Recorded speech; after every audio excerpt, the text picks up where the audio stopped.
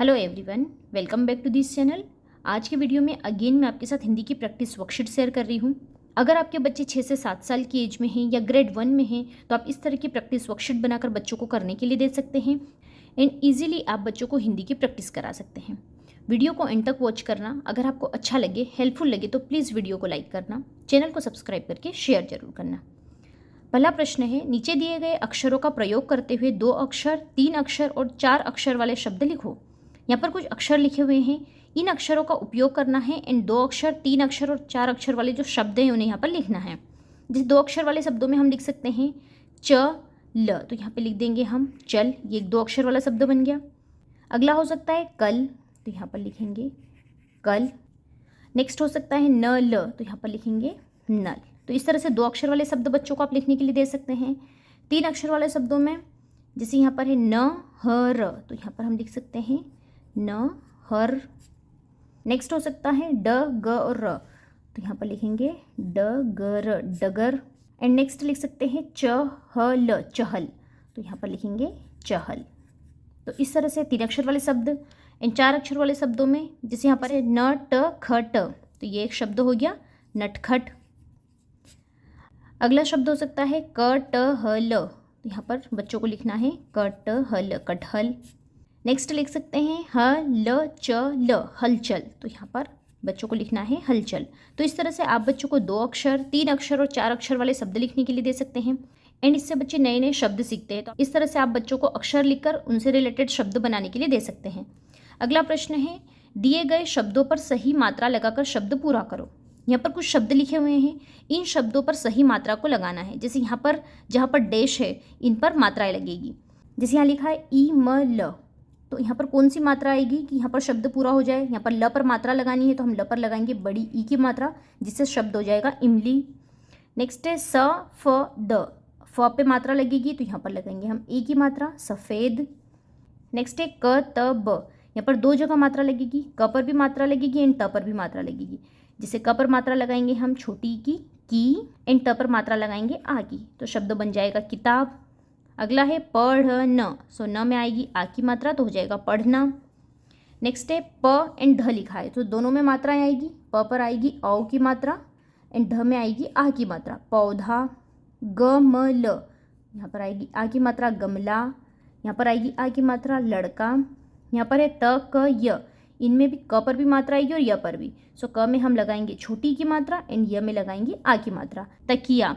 इस तरह से आप बच्चों को शब्द लिखकर उन पर मात्राएं लगाने के लिए दे सकते हैं। इससे बच्चों को मात्राओं का नॉलेज होता है, बच्चे मात्राएं अच्छे से सीखते हैं एंड किस तरह से किस वर्ड पर कौन सी मात्रा आएगी वो बच्चे लगाना सीखते हैं। तो इस तरह से आप बच्चों को एक्टिविटी करने के लिए दे सकते हैं। अगला प्रश्न है, दिए गए शब्दों के पर्यायवाची या समान अर्थ वाले शब्द पर गोला बनाओ।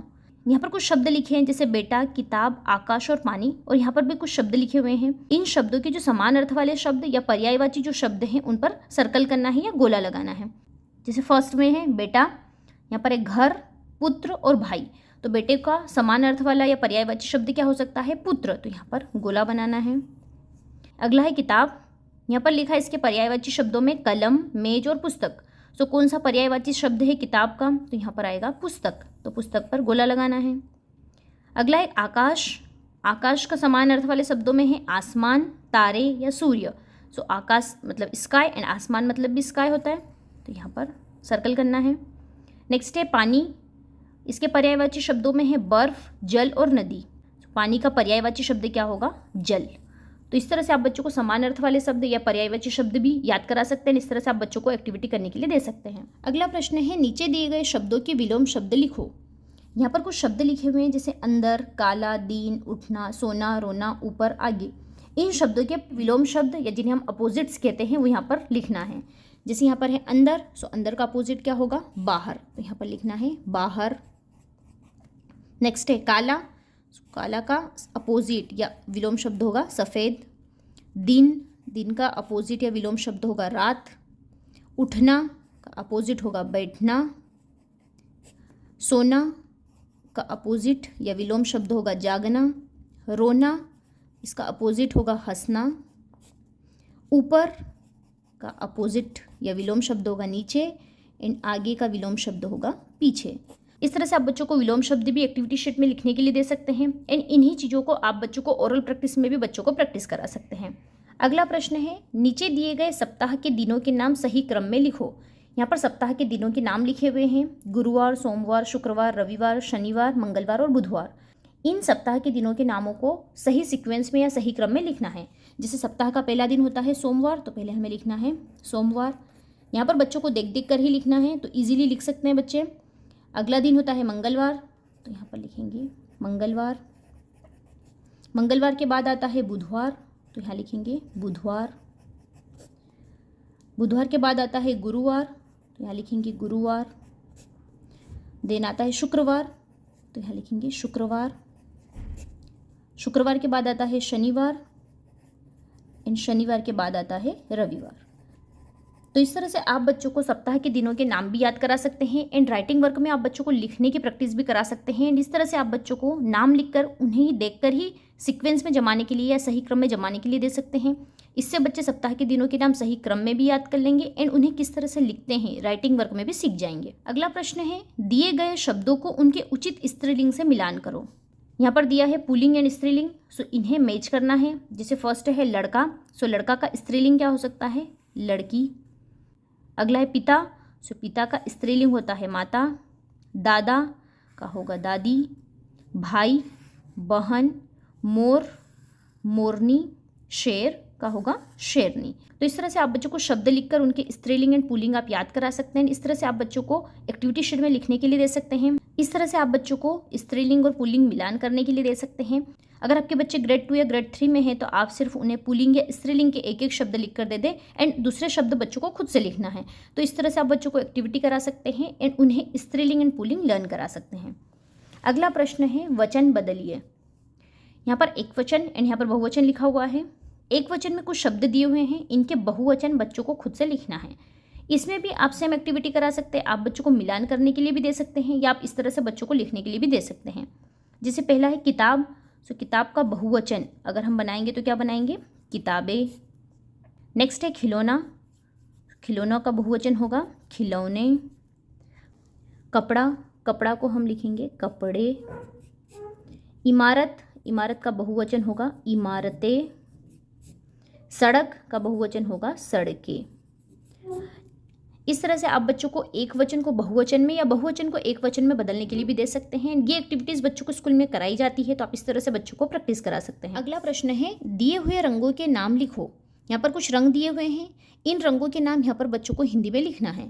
जैसे पहला कलर है, जिसे हम इंग्लिश में कहते हैं ऑरेंज, इसे हिंदी में कहते हैं नारंगी, तो यहाँ पर लिखना है नारंगी।